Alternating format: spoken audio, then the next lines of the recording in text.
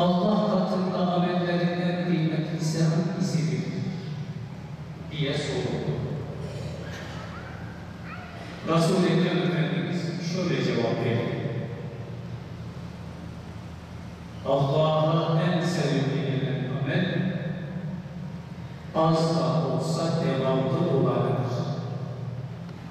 Rahmet Peygamber'in bu cevabıyla bizlere imanımızın tezahürü olarak Rabbimize ibadet ederken sadeliğe ve sürekliliğe dikkat etmemizi buyuruyor. Bizleri daha nice mübarek aylara ve bayramlara kavuştursun. Aziz müminler, mübarek Ramazan ayında قَدْ نَفْلَحَ الْمُؤْمِنُونَ الَّذِينَ فِي صَلَاتِهِمْ خَاشِعُونَ. Sağlığın, zamanın, gençliğin, bir lokma ekmeğin. Kardeşlerim, اِنَّهُ كَانَ تَوَّابًا. Allah tövbeleri çokça kabul ederdir. Müjdesi ile bağışlanma ayında Rabbimize af ve mağfiret diledir. Kıymetli kardeşlerim, şimdi Ramazan'ın kazandırdığı güzelliklere sahip çıkma ve onların bütün bir seneye hatta önde yayma zamanıdır.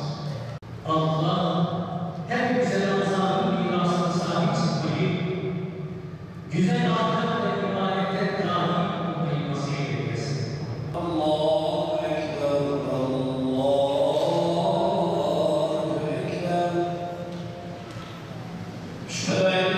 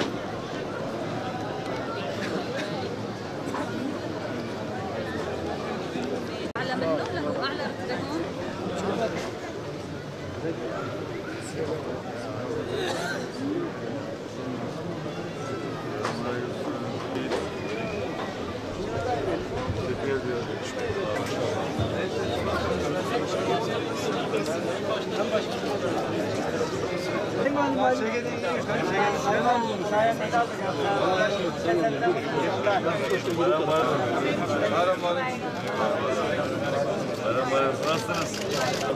Daha yok.